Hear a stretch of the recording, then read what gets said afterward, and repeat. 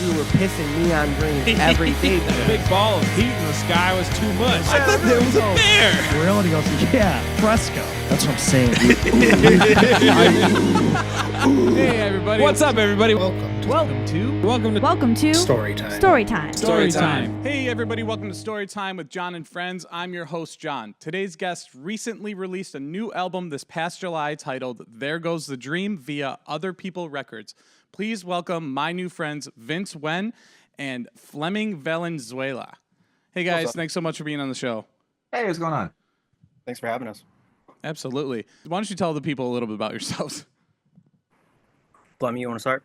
Yeah. Hey, what's up? My name is Fleming. I play guitar and I sing in Modern Color. And yeah, that's pretty much it. I'm Vince. I play drums and occasionally do some vocals in Modern Color. Very cool. Congratulations on the new release, guys. The record is great. I really enjoy it. Yeah, thank you. Appreciate it. Absolutely. So let's kind of just dive right in, I guess, with some of the questions. What's the story behind the band name?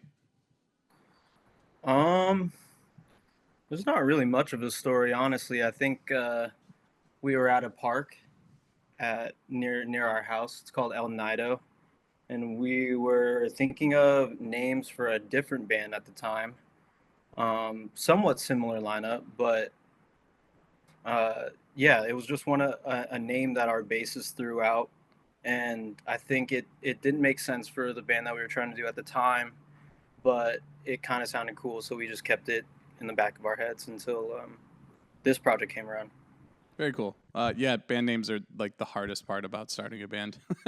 Yeah, sure. I think we were literally just sitting in a circle throwing out random words. Yeah. I feel like everybody ends up doing that at some point. Like my old band, I played in the traditional, and we were sitting there kind of just doing the exact same thing, throwing out words or phrases, and then we had a Yingling box, a beer box in the basement where, an empty box or whatever. And you look on it and it just says Yingling, the traditional lager. And we were like, what about the traditional? Terrible name. Maybe it's whatever, but it worked out. See, but it's interesting. And that's the thing. It's like, I feel like a band name's just got to be a little interesting. It doesn't have to be like cool. I don't know. There's a lot to be said about a band name because I don't know. It's interesting. I agree. It's funny too because like one of the other things is like you're trying to find that one band name that no one's thought of too. Right. It's just so difficult because there's billions of bands out there now. I feel like you have to assume that like you'll never have a unique band name. You know what I mean? Yeah, you just kind of rock with what you're happy with. Because like even in our case, there's a band that had like a different spelling of color. It was like OUR. Okay. So we were like, oh, God damn it. Like even Modern Color is like taken. So we just rocked with it. You know what I mean? That's funny. Yeah, no, I hear that. So what's your guys' major influences as far as like when you're writing music? I don't know. It kind of changes as time goes on because we've been a band for a pretty long time. But I think the like main starting influences of the band, I think when this phase of it started, I'd say were Deftones, Duster, True Widow. Child would probably cite Pixies and maybe like Dino Jr. Okay. Chris would probably say My Chem, but I think that's more of just like less sonic and more attitude and aesthetic probably for Chris. Like energy wise, that's what he's probably trying to channel. And for Fleming, well, I'll let Fleming speak for himself, but I was just gonna say, like, I don't know. I think the inception of this band was really us being kind of sick of playing metal and progressive metal and metalcore and just kind of being fed up with like having to write music in a specific box to have like a breakdown, or you know what I mean, like, to have a specific formula. So really it was just like, let's just write more free like rock music, like let's just write stuff that we're kind of excited about that fits more in a traditional like songwriting kind of format. And I think at the time I was like super into like Circus Survive and like, you know, Title Fight and Turnover and that kind of stuff. And it was just naturally like, okay, cool. Let me just switch gears and try to think about songs differently. And that was really, you know, I mean, we kind of pulled from everywhere, like electronic music, just anything that sounded cool and had like, I don't know, an interesting melody to it. Yeah, I feel like we've told this story before, but we grew up in a scene that was like just outside of LA. So it was very much influenced by everything around, but we also kind of had this like insulated view of things where we didn't really play with bands outside of our local scene. It was literally just bands in our towns. Mm-hmm. And so I don't know if it makes sense. It's like we had kind of like a fractured view of what was going on outside of the scene or outside of our like little towns. So a lot of what we grew up on was just like a mix of stuff. So it's hard to say what really like influenced MC, but we were playing metal at the time. We got tired of playing metal. And I'd say a big band that at least sparked inspiration to play and to turn into this chapter of MC was probably Title Fight.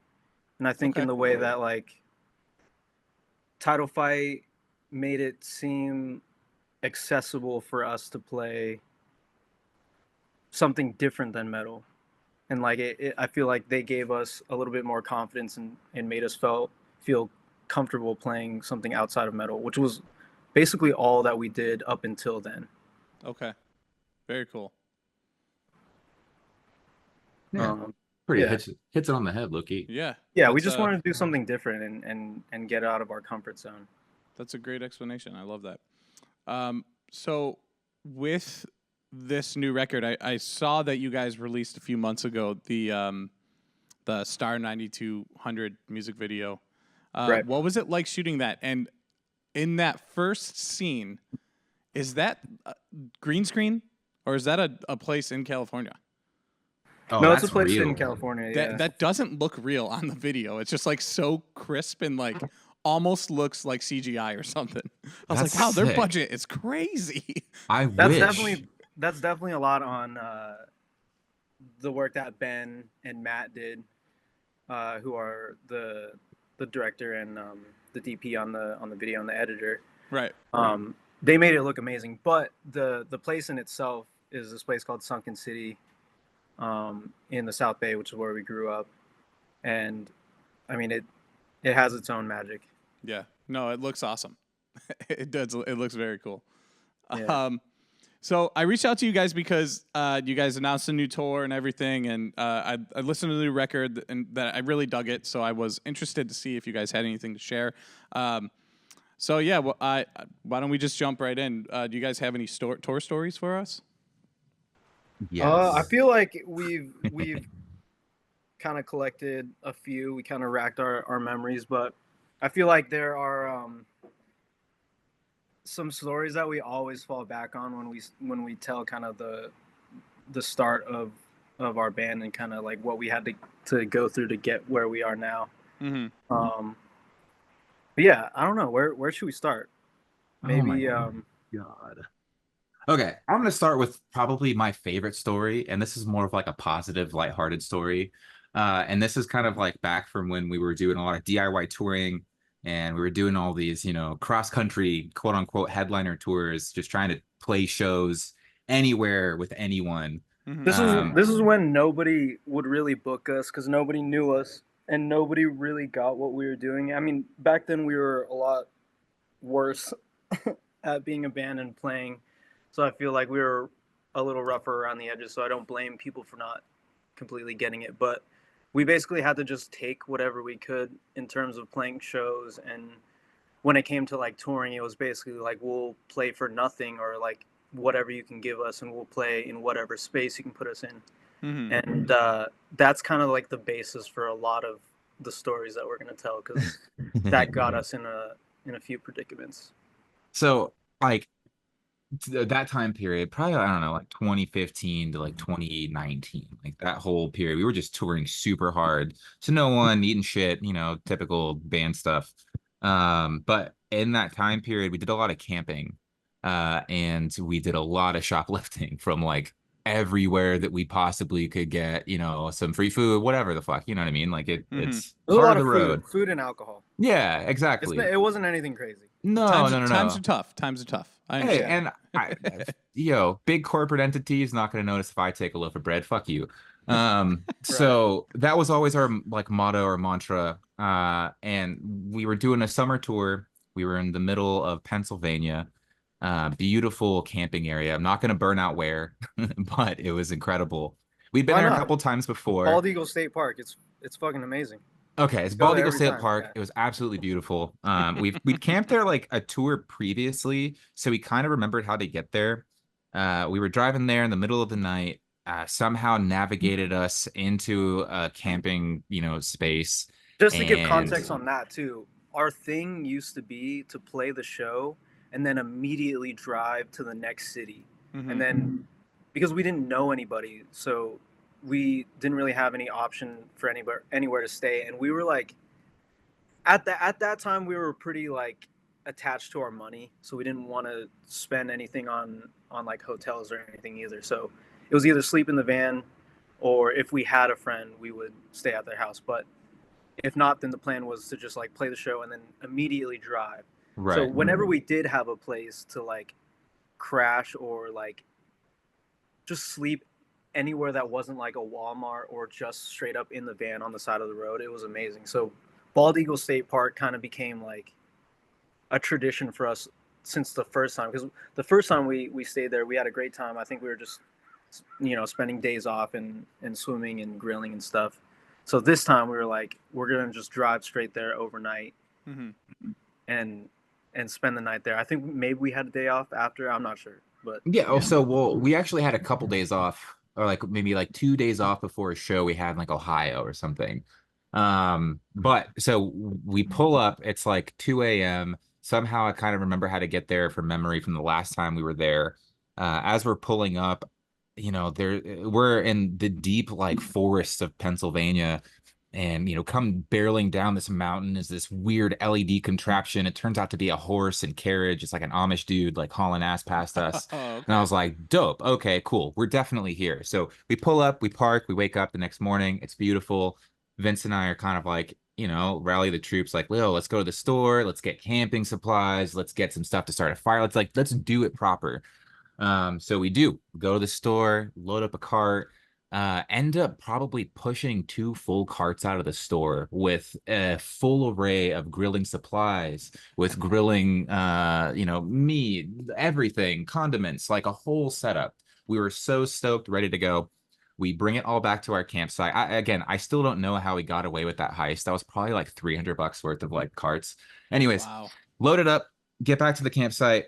We're fully set up. We're having a great time. For some reason, we had some leftover acid someone had given us. So I was like, yo, anyone want to take this acid with me? Like, let's do it. And of course, we're camping. It's going to be beautiful. So I think Vince and I were like, yo, absolutely, let's do this. We're starting to fry. We made a fire. It's such a beautiful time. Everyone's having such a good time. This little old lady who's probably, the camp host, right, at the very front. She comes up all sweet. She's like, hey, guys, noticed you guys were here last night and you're here today. You guys didn't pay, your camping fee.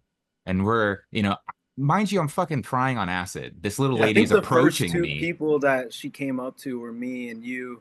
And we didn't really say anything back to her. We kind of just looked at each other and then immediately like went to go get somebody else. This sweet old woman is like melting, talking to me about like a $12 campsite fee. And I just can't really handle. And I'm like, oh, I'm in trouble. Like, we're in trouble. This is all my brain can kind of comprehend. So I remember Vince and I kind of looked at each other and we're like, we need to bail. And in reality, we probably could have paid fucking $20 and have been totally set. But we looked at everyone else and we're like, yeah, we'll get you that money. And we're like slowly packing up all our supplies while she's walked away. We load the van and haul ass out of there for no reason.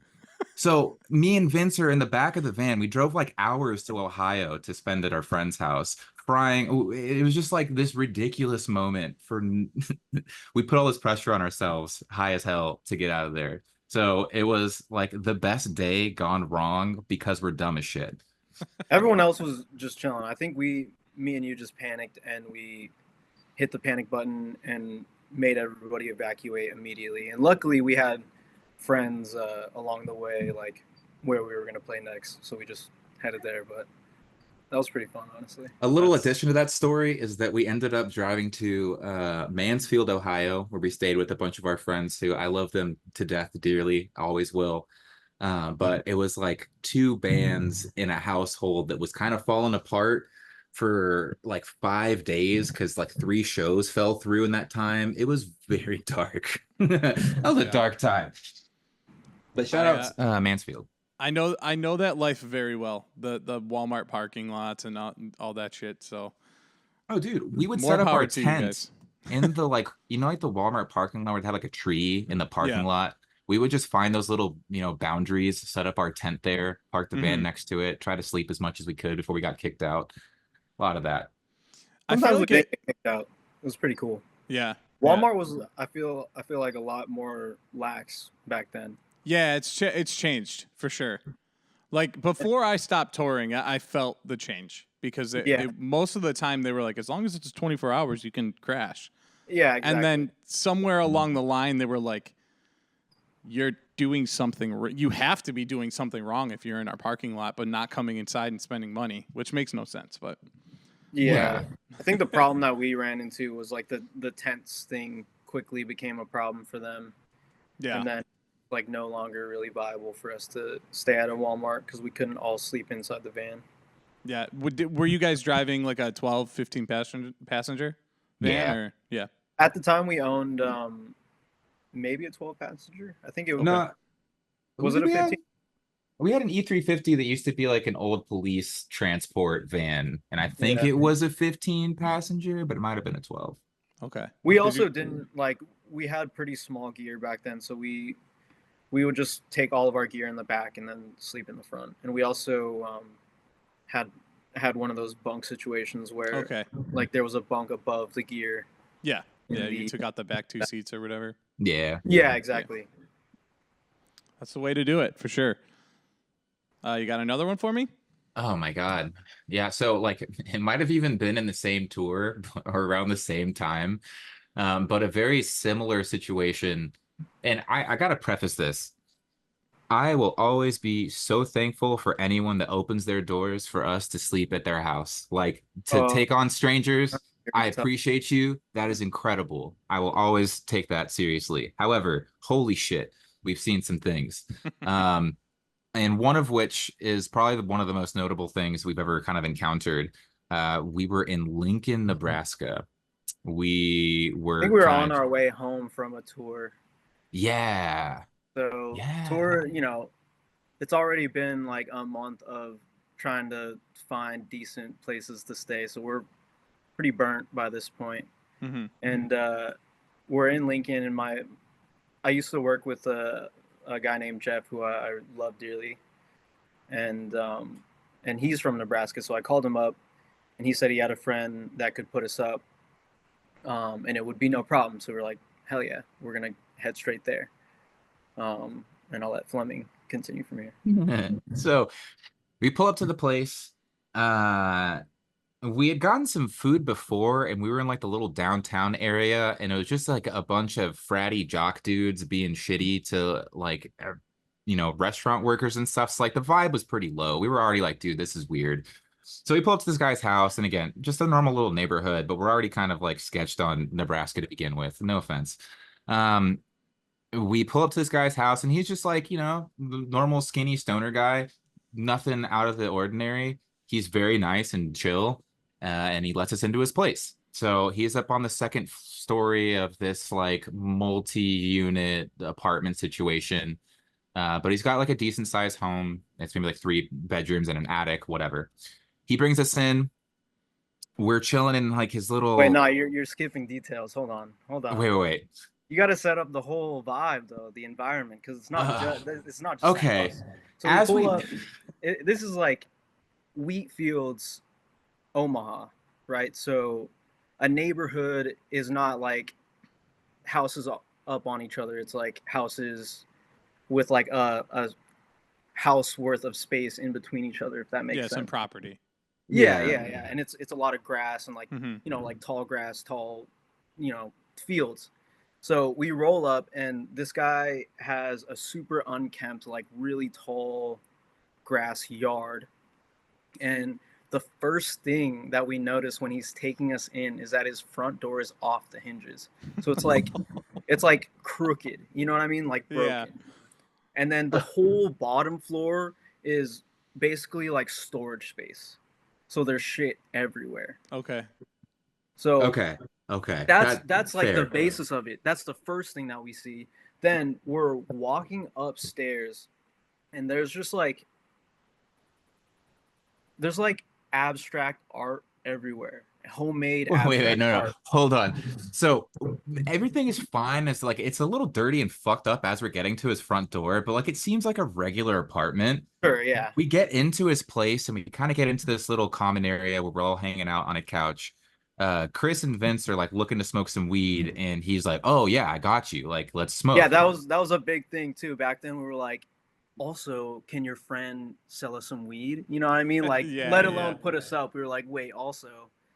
So yeah, and this guy definitely, it was like, yo, I got you guys, and I can't tell if he was like trying to dab you guys out or whatever, but you guys are just smoking. Hold on, it's all coming back to me though, because here's another huge part of the story is that we see the door off the hinges, we see this first floor that's weird, and then he brings us to this like common room, which is fine, and we sit down, we're about to smoke, and like it's finally settling down just a little bit. And then when he's like, and bless this dude because he was probably going through a whole bunch of different life problems, but he starts talking to us, and as he's telling us like the situation, he starts nodding off. So like he'd like be mid-sentence and then just like be asleep, and then we'd be like, what the fuck? Like we're looking around, we're like, dude, this can't, like, can this just end? You know what I mean? Like, can we just go to sleep or like be in a spot that's chill? So he's doing that. But at this point, we're like, all right, we're at least a little bit comfortable. We're sitting on couches. We're smoking some weed. He's like showing us a CD of like a fucking, I can't remember exactly what it was, but it was like a weed themed like gore band. And we're just all sitting around kind of laughing at that. And then we start looking around at the walls. And I think, again, I'll let Fleming continue from here. Okay, yeah, and again, this is just like normal. You stay at someone's house after a show shit. Like, you smoke some weed, the guy's a little sleepy, maybe he's on heroin and nodding out. I don't know, who cares? But we're like smoking weed, like chilling. And as Vince said, like, there's like art and stuff on the walls that we didn't really take, too good of like care looking at. And then as this guy's nodding out, I start to look, and dude, these are just like crayon drawings. These are like crayon drawings that someone just sat there and just like made circles and just, like crazy people like crayon drawings. And we were like, oh shit. Oh, super shit. This is kind of weird. All right, no big deal. Homie comes to at some point and he's like, yo, this place is haunted. And we're like, what you mean this place is haunted? And he's like, yeah, there's some fucked up shit in the attic. And we're like, oh, god damn it. Now you gotta show us. So we follow this dude up to the attic. And I shit you not, as we're walking up there, there's more of these godforsaken crayon drawings all over the walls, and they're getting darker. Like, as we're going up there, it's just like black circles, and one of them is saying like he's watching you, like literally scribed into this fucking piece of paper, taped to the side of the wall. And we're like, dude, no, come the fuck on. And we're going up there. The reason why he's taking us up to the attic also is because he said that his home used to be like an old, like, I don't know what to call it, but like a boys' home, if that's like the correct terminology, like a place where they used to like teach kids, but also like you would live there and you would get disciplined, and you know what I mean? Like, I don't know if that, like a boarding school maybe? Yeah. Well, and again, like he says this, and we're like, yeah, I don't know if I believe this guy with anything, the attic but is all like checkered floor and shit. And it's like classic. fucking Yeah, dude, it's like legit. Like this place was probably a boy's home. And we look down one corridor to like the opposite end of his attic, and it's just like emitting this darkness that you It's can pitch feel. black and It just is fucking it so was scary. horrible. And he's like, "Yeah, we don't really go down there to that side." And we're just all looking at each other like, "Dude, we're gonna fucking die here. Like, there's no shot that this is gonna Yeah. go well." So we're like, "Okay, okay, cool, man." And we kind of wrap up. We head back down. He's like, "All right, I'm gonna go to sleep."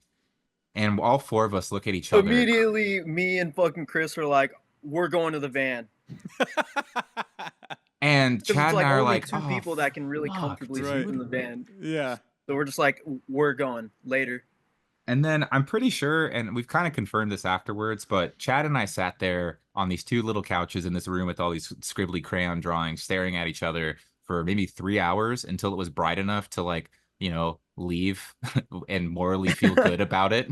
So we were like, yeah, let's get the fuck up out of here. Well, imagine if you had been tripping on acid then. Oh my God. I probably That would would've have been enjoyed bad. it. Maybe it would have made more sense to me at that point. I don't know. Maybe. That's wild, man. Yeah. Yeah. I hope that guy's okay. We haven't kept in touch. I never know what happened to him, but Oh, we shout out, didn't we dude. didn't speak a word to him after that besides saying thank you and like putting that place behind us, far behind Yeah. us. It had to be like freaky and terrifying at the same time when like you first of all this dude passes out, wakes up, and the first thing he says is this place is super haunted. And then as he's going to show you where it's haunted, it's just gets darker and darker with all these pictures that he's Yeah. clearly like something speaking to him when he's fucked up at some point. Dude. Terrifying. Yes. And again, like I would have kind of negated everything you said if when we went up to the top of his attic, he didn't have that plastered checkerboard flooring of like an insane asylum. Mhm. And I was just like, okay, yeah, we're doomed. Oh, good times though. You guys went to the UK, correct? We did, yeah. Yeah, how was that? It was great. I think I don't know. I've been to the UK a ton, and I feel like I don't want to sound like ungrateful, but there is like now a process for me going over there where it's like I don't know. The best way I can explain it is that one day there feels like 3 days, if that Okay. makes sense. Like the time difference, the difference of food, like everything feels so. The difference feels tangible there for sure. Isn't that jet lag though? Like, isn't that what they say is like basically jet lag? Yeah, Where but your it never body's like your rhythmic patterns are off because you're so used to being where you live. Yeah, but there's just the UK is one of those places where it's just you got to get used to the brown and beige food kind of situation where everything is generally the same and Mm-hmm. I don't know, I feel like the jet lag just never ends. But I do love playing there because the vibe is always great, the energy is always great, the people are always great. It's just like getting myself feeling normal is always hard overseas. Yeah. Is there like a really memorable show from that or experience from that tour? Oh yeah, the latest time that we went to the UK, we played Outbreak Fest, and it was probably one of the biggest reactions we've gotten anywhere. I think it was just like truly mind blowing. One of those situations where I think like as I'm playing the show, I'm kind of like going like the whole band's career is flashing through my eyes. You know what I'm saying? Like, Mm-hmm. you know, kind of in shock that we made it this far just because it's so cool. Yeah, and I think that's like the second festival we played as a band, like a second like big festival outside of Sound and Fury. So like just getting that experience somewhere so foreign with all these people from everywhere, like all these different languages, like buying our merch and being excited about it, like that shit was insane. Like it's indescribable feeling. Yeah, it's always cool to see how far our music goes, I guess. Yeah, it was like what in that scenario. What is like the fan interactions, especially because like you're from the States. There may be a good number of people there that aren't aware of your band, and at that point, they are. You know what I mean? I feel like it's just a lot of people saying that they never thought they'd see us. Yeah. Never thought that we'd come that way. Which is, it's cool to be able to meet them halfway, or I don't know, however far they came, but it's cool to just go to someplace entirely different and to be appreciated in some way and have some kind of like built-in connection through music where we don't have to preface the interaction, or we don't have to preface anything really. It's all just like we're there for music and the love of music and the love of sharing it with each other. So yeah, and I feel like especially over there, maybe it's just because it is so hard for American bands to get over there sometimes, that they're just so much more appreciative when we are there. Yeah. Have you guys done any other countries? We've done Europe. We've done Europe as in, I think, Germany, France, Austria. Where else, Fleming? Switzerland. We did a tour with a band called Tradewind in 2019. Okay. That was our first Euro UK trip, and we went a bunch of places on that run. And then I can't remember if it was before or right after. I think it was right after we went to Japan, and that was probably, to this day, one of our favorite experiences ever. That's so fun. I had a friend of mine on, Pat Kennedy, who plays in No Pressure. Oh, he's awesome. Patty K. Yeah. So He just tour managed a tour that we were on recently. Very cool. Yeah, I've known Pat for I played with Light Years, 10 years ago. So, Fuck yeah, he's a legend. Yeah, absolutely. Love Pat. His episode will be out the week before yours. So Nice. Sweet. But yeah, so we were talking about him traveling and everything, and it's so funny because him and anyone else that I've had on that's traveled to Japan, everyone says their favorite fucking place or experience was Japan. Is it like light years ahead of America? Like, what is it that makes it so special, the experience? Not without trivializing anybody that actually lives in Japan. It feels like you're in a theme park like the whole time. Like there are so many just little cool nuances and conveniences that you never thought could exist, if that makes sense. And everywhere you look, I feel like we were constantly in awe, because it felt like a mix between like you're in the middle of a theme park and then you're in the middle of like a movie, where everything was just so shiny and electric and cool. Yeah, it's like there's a level of attention to detail that goes so beyond just like, oh, everything is really cleanly. It's like, no, like people have a specific way that they treat you because like that's the proper and morally right way to do it. Like there's a general like vibe where people are just like friendly, things like happen. Like, I don't know, there's just like a certain like energy when we were in Japan that was like, oh wow, like everything just works well because people do the right thing. Everyone's like pretty genuinely kind to each other. Like no one was like rude to us because we were like foreigners or like not understanding of the law. I don't know. Everyone was really cool, and everything was like clean and organized. I don't know. It really is like a theme park.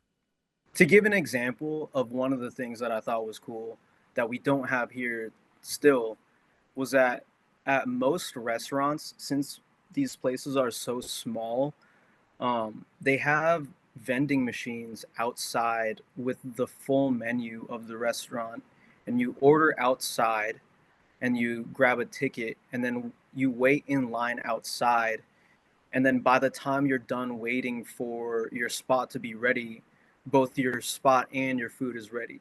Oh, that's cool. So I thought that was cool. Like, yeah, there's no like dead time. They've completely like fast tracked the whole process to where it doesn't really feel like too much waiting. You know what I'm saying? Right. Yeah. Yeah. They figured it out.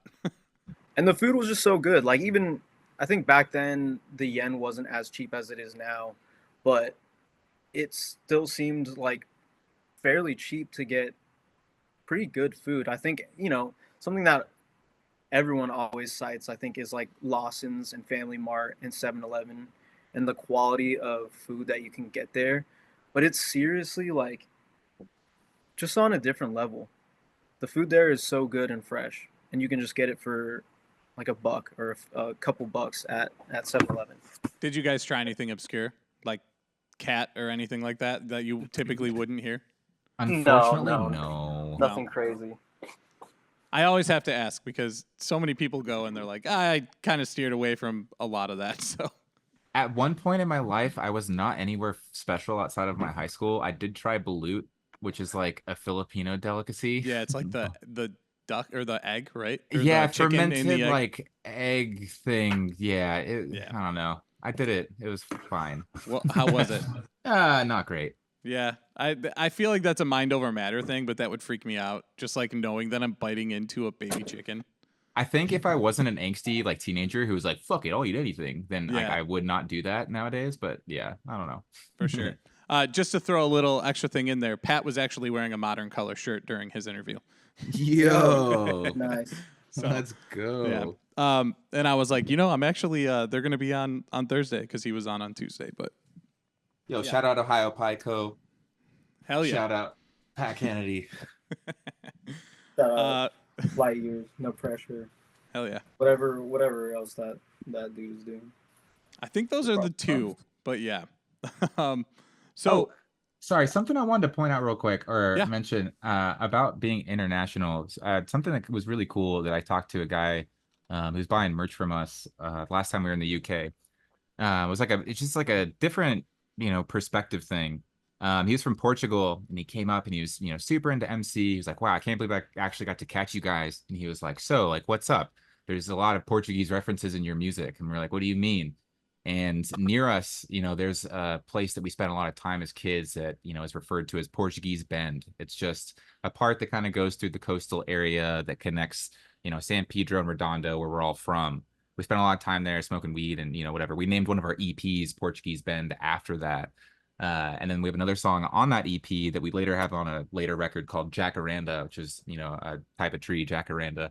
And we have them tons in San Pedro, but apparently this guy was like, yeah, you guys have Portuguese Bend. I have tons of jacarandas all over my neighborhood. All of our friends, we were wondering, like, are you guys Portuguese? Do you have anything from Portugal? Like, what's going on here? So it was really funny to kind of hear that and be like, oh, shit, like, I never even put those two things together. So I don't know. It was just like a cool anecdote from a guy that was, like, just thrilled to see us and talk about that. He felt connected more so than like maybe a lot of other people. Yeah, would, in a just weird because of way, that. I never would have considered. So that was so cool. That is cool. That's very cool. What is one of your favorite or most funniest moments from touring?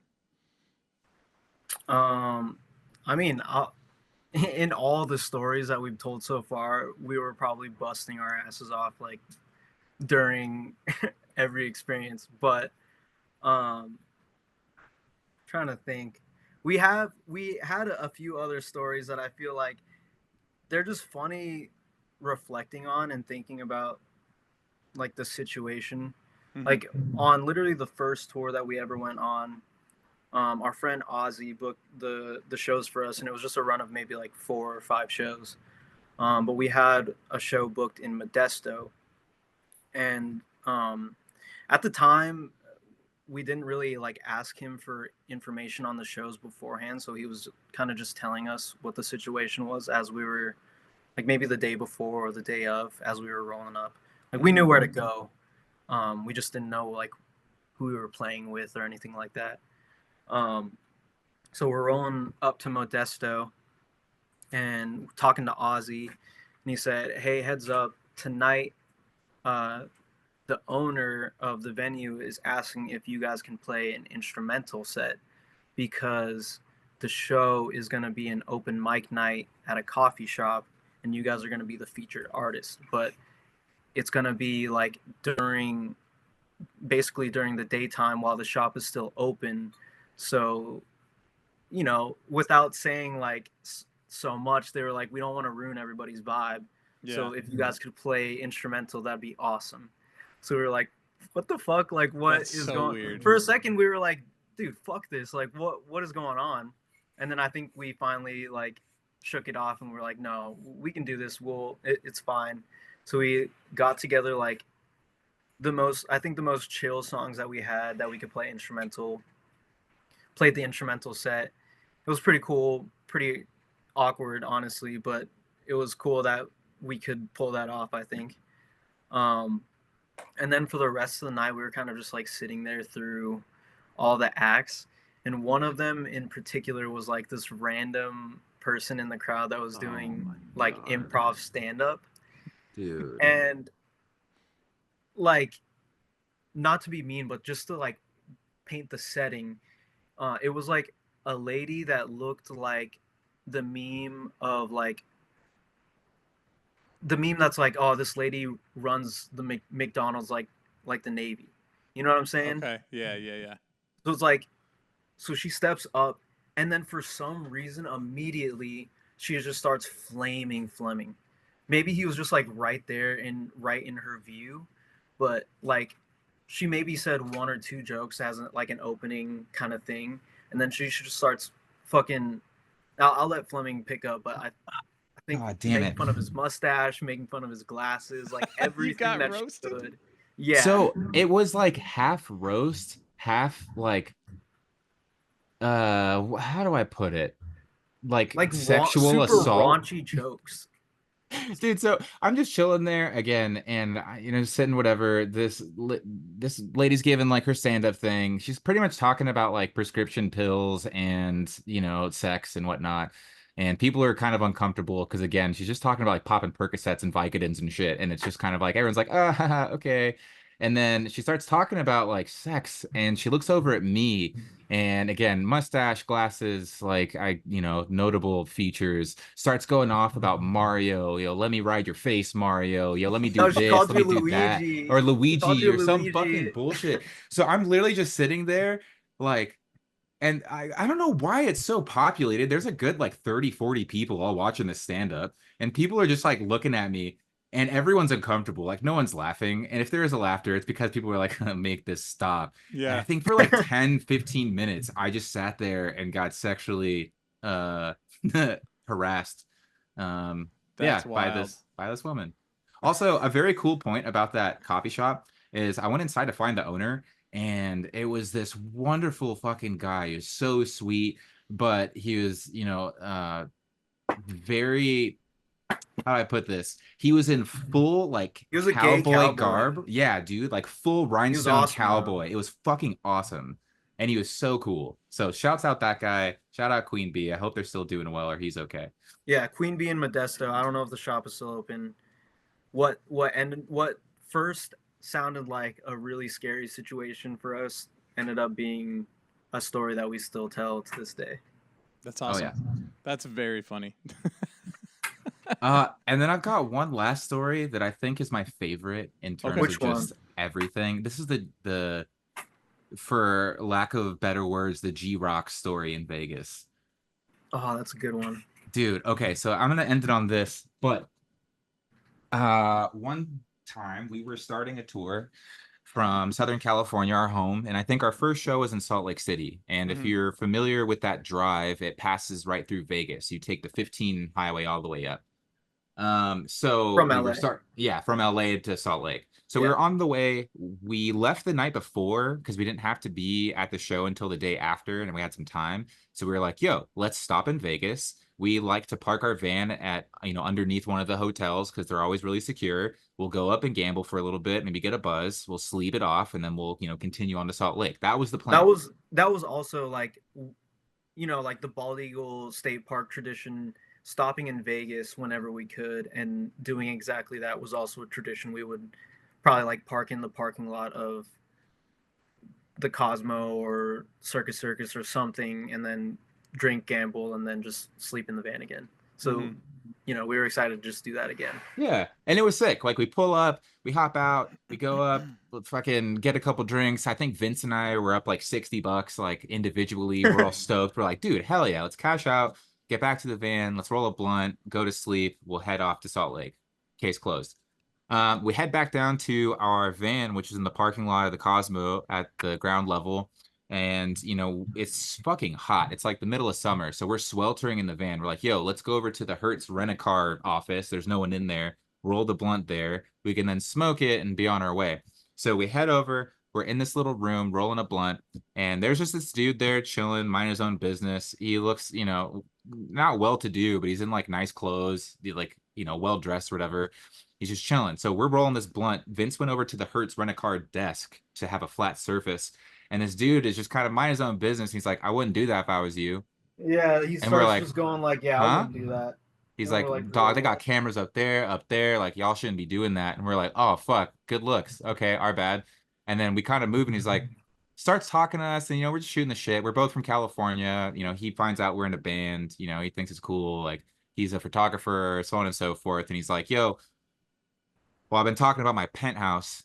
Y'all got to come see my penthouse. And we're like, I mean, yeah, fuck. Well, I mean, why not? So we go get the rest of the band. I think they're at the van. We're like, yo, this guy's going to take us up to his penthouse. Like, we got to go. And they're like, oh, shit. Okay. So, yeah, we follow this dude over to the elevator. And I shit you not, he takes us to like, what, the like 50th floor? Like some crazy fucking number. Yeah, because it was literally. It was one of those penthouses where it's the whole floor, and Okay. it also has a balcony that spans like the outside of the entire building. So if you went out onto the balcony, you could do like a 360 around the entire building without like going back inside. You know what I'm saying? Yeah. So, yeah, guys like, yo, let me take you to your penthouse. And we're like, oh, haha, sure, okay. And we go all the way up, and sure enough, yeah, it's a fucking penthouse. And we open the door, we go inside. It's insane. There's like a bunch of like his homies kind of chilling. There's a bunch of like what we assume are like Instagram models, kind of scantily clad. There's like a pit bull, and we're like, dude, no It's fucking the classic way. like, oh, let me take you back to the den, or the whatever in the movie, and it's drugs everywhere, fucking. Yeah. It's packed. It's kind of confusing. There's things being offered to you that you're kind of just like, oh, like I'm good. You know what I'm saying? Like, Yeah. I'm just Eh. picturing the opening scene of The Hangover. Like when Right. they wake up the next day. Low key, Exactly. same energy. I'm not even gonna lie. But yeah, so we're chilling. He's showing us the balcony. We've got our phones out. We can't believe this is fucking happening. We smoked a blunt with him. He's all stoked.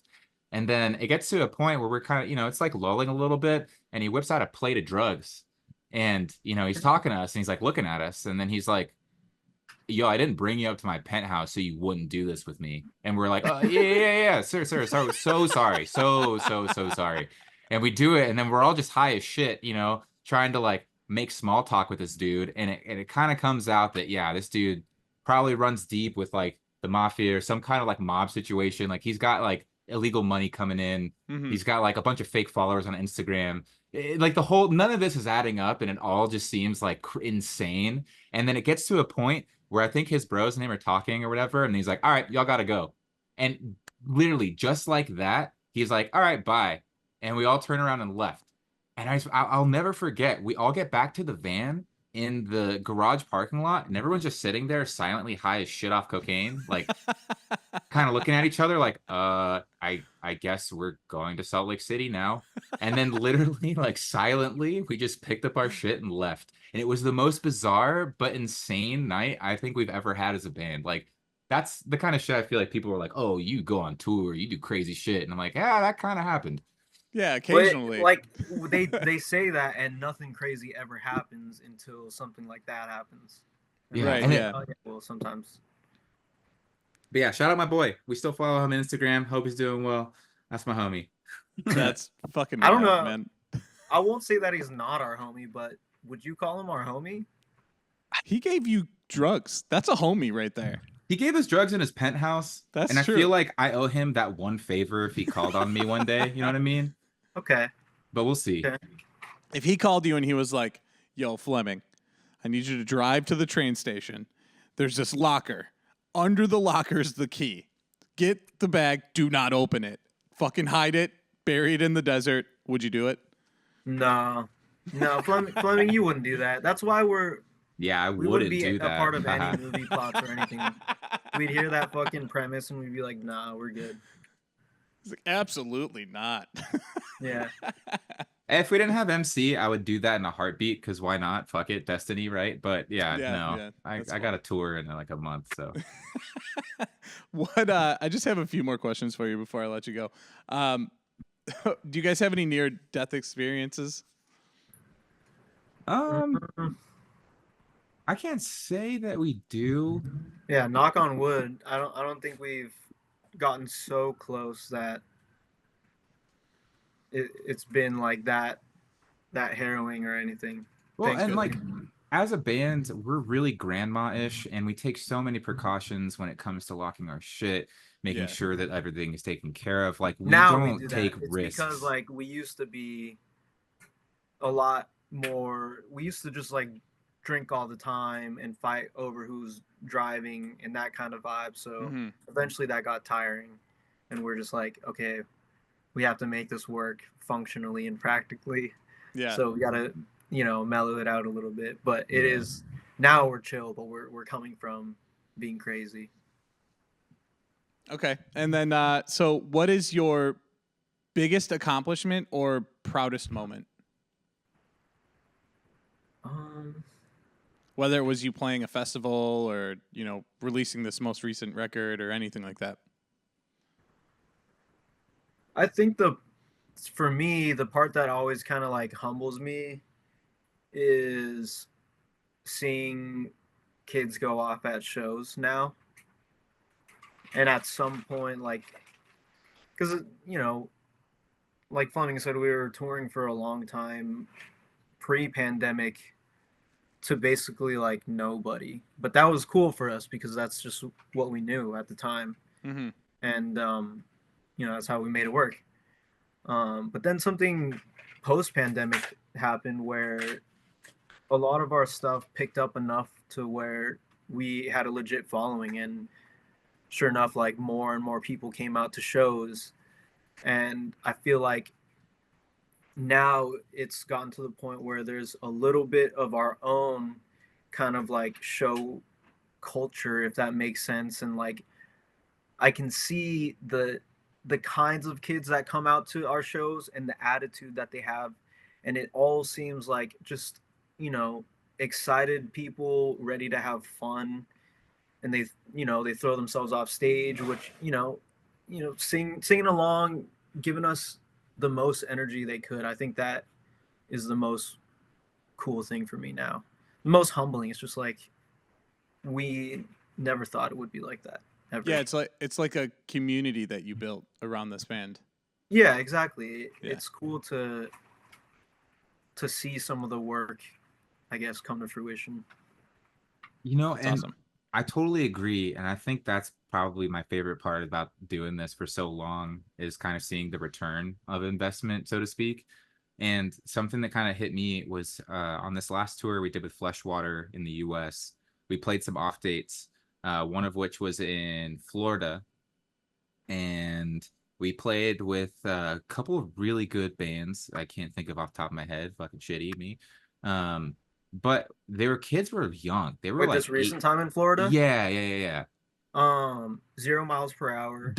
Thank you. 0 miles per hour. This is the Novelli. exact band I'm thinking of at this moment. 0 They're miles just per hour, Novelli, and then I don't know if that name is right. I think it's Novelli, something like that. And then, sorry if you're that band, you were awesome though. And then Leaving Time. yeah. Leaving Time are homies. They're fucking great. But 0 miles per hour, there's a band that just like caught me off guard because again, they're really young. They were like 17, 18, if that. They were super big on MC and they had a crazy crowd reaction. They played really often. They were excited to tell us like, yo, we're gonna hop in a van and we're gonna just go, play some dates this weekend. And they had this planned out for like the next few weeks. They're gonna keep doing this. And it was so sick to see that work ethic that we would put in. And they were like, yo, we're huge fans. Like, we're really inspired by your band. And that, like, for some reason, it really clicked with me then. I was like, holy shit. Like, I see like a little version of what I was doing in these kids that are hungry for it, that saw people that were down to do it. And I think it coming full circle for me was fucking like the most, incredible accomplishment ever. It's like, cool. I did my job, right? Like I like to do this for me, and if I can, give someone else the confidence or like inspire them to do that as well because they want to do it, that's fucking amazing. So Yeah, that's that was awesome. so cool. Shout out those kids. Shout out that band. It's always Shout out cool. anyone. It's always cool when you come across the young bands that like they're 16, 17 years old and they just get it, Like you're like whether it's this band or the next one, like they will do something substantial. Yeah, they're not thinking about like, oh, how do I juice the algorithm so a label picks me up? They're like, how the fuck do I get in the van and get enough money to go to the next town to play a show? I don't give a shit. And that is so amazing. Yeah, that we I feel like that's only happened like one memorable one for me of that kind of scenario.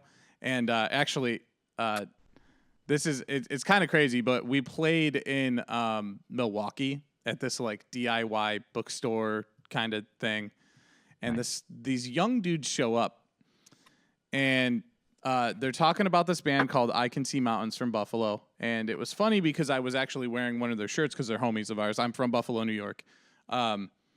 And as I walk up, we're like, oh, what band are you guys in? Oh, we're in Hot Mulligan.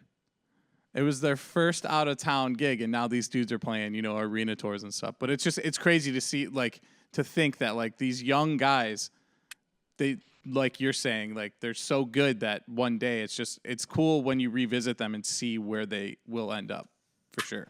And for 100%. You to absolutely play a role in them wanting to, do it for real as well. So whether it was just that one show or not. In the UK, and they're also cool. Hot Mulligan.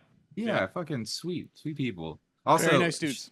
I gotta say, shout out Duff's Famous Wings. Oh man, as a Buffalo visitor, that place fucking rocked my world. Well, next time you're here, shout outs now. Next time you're here, and I'm serious, message me. We're not going to Duff's because that's not the spot. Oh shit, that's like the touristy spot. So Duff's and Anchor Bar are like the Anchor Bar created chicken wings. That's why Buffalo is like known for the chicken wing. Anchor Bar is the one that created the chicken wing. Duff's is just like their biggest competition, but it's the local shops that do the best wings in Buffalo. So there's a friend of mine owns a restaurant called the Bar Bill, where there's 2 locations or 3 locations and another one that's about to be, I think Bar Bill was the other recommendation. Yeah, so Bar Bill is the best. 2 recs, and it was Duff's or Bar Bill. Yeah, Bar Bill is the best in the area, and like that's where like all the Buffalo Bills football players go and stuff, or players go and stuff. But it's like Duff's and Anchor Bar. If you're from Buffalo, you don't go there. It's just like one of those things. It's a touristy spot for sure, but yeah, it was good. No, they're not bad, but they're just not the same. You know what I mean? It's like I don't know. It's like you're not going to get a bad wing there, but you're not going to get the best wing there. And they're extremely overpriced because it is the touristy spot. I feel that's how we feel about Mexican food. Okay. Oh my God. Yes. Being from Southern California, it's like you can get something that resembles good Mexican food in other places. And this is like excluding like Texas and places like that, but like in like the Midwest and in some of like the farther reaches where people are like, oh, there's this Mexican spot that you got to try. It's so good. And we're like, no, it's not. It's not. I'm sorry. We'll try it. Yeah. But it's probably not good. The one thing that we like made a point to do when we were in California was we wanted to get a fish taco from somewhere. And we found this little hut on Venice Beach. This like tiny little shack, and it actually was pretty good for good.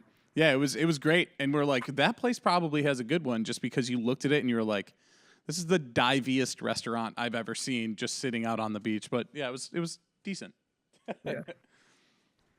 But so I'm sorry. Go ahead. Oh no, I was just gonna say, just to add to that real quick, and I'll fight anyone who wants to challenge me on this. San Diego Mexican food and Los Angeles Mexican food are not the same. San Diego Mexican food is better. I will die on that hill every time. That's fine. I can't even.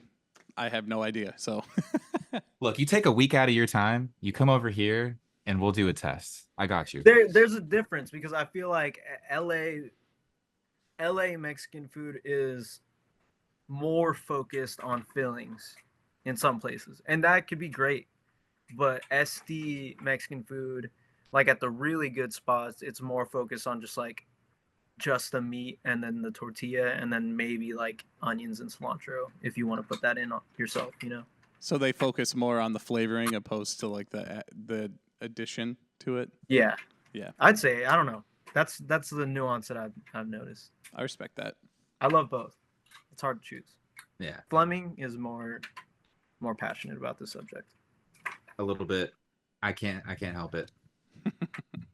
All right, guys. I appreciate you coming on the show. Last question before I turn it over to you to promote anything you got going on. What's next? What's in the future? Trying to figure out what the next sonic phase that we want to move into, because I think as a band we never loved staying at the same place too long, and I feel like, to put it short, you know, we've had certain like goals and things that we wanted to accomplish over the last like few years, I feel like, and I think like it may not be perfect, but we did check a lot of those boxes off, and I think we're now in a spot where we want to like push ourselves even further than I think what we can even think of now. I think we want to let like time and life and all that to happen and kind of inspire us in that way. But I think, you know, a lot of what we've talked about lately is just like we're ready to write new music that is just different and even further modern color, you know. Okay. Very cool. What are some of your goals, like your future goals? Maybe not like right now, but like, you know, in the far future even. Far future, I mean, I want to play with like fucking Green Day and Hell yeah. and you know, like Dino Jr. and you know, that's far reaching. I'd say short term stuff that we've talked about is just like going to further places that we haven't yet. Like,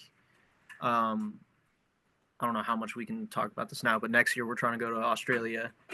Definitely trying to go back to Japan and other places in Southeast Asia. Trying to get back to Europe.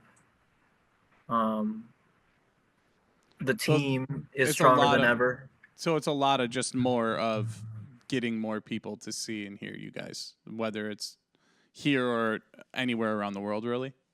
Yeah, we just want to grow and continue to be an exciting band. I don't want anybody to get like too used to what they're seeing and hearing from us, and I want people to like look forward to seeing us and look forward to new stuff from us. And I feel like we're at a point where we need to put in the work to figure out what that is next, and I'm excited about that. It's really exciting, honestly. That's great. I look forward to it. Yeah. Thanks again, guys. This was awesome. Thank you so much for all much. the stories. Anything you want to promote, now would be the time. Come see us. We're about to be on tour with Drug Church. Yeah. October 11th through November 17th, full US. Check the dates. We have them on our Instagram everywhere. And come, if you're going to come to those shows, go fucking hard. Have a good time. Be friends. Yeah. That's it, really. We just have shows coming up. And Awesome. more shows even beyond Drug Church, so. Awesome. Thanks again, Vince and Fleming. I really appreciate you coming on. Everybody, make sure you give them a follow. All of their information will be down below in the description. Pick up the new record. It's awesome. Give it a listen. Tell a friend. Do whatever you can to help support these guys. They're great guys. Great music. I look forward to hearing and seeing what they do in the future. And yeah, we'll see you next week. Thanks. Sweet.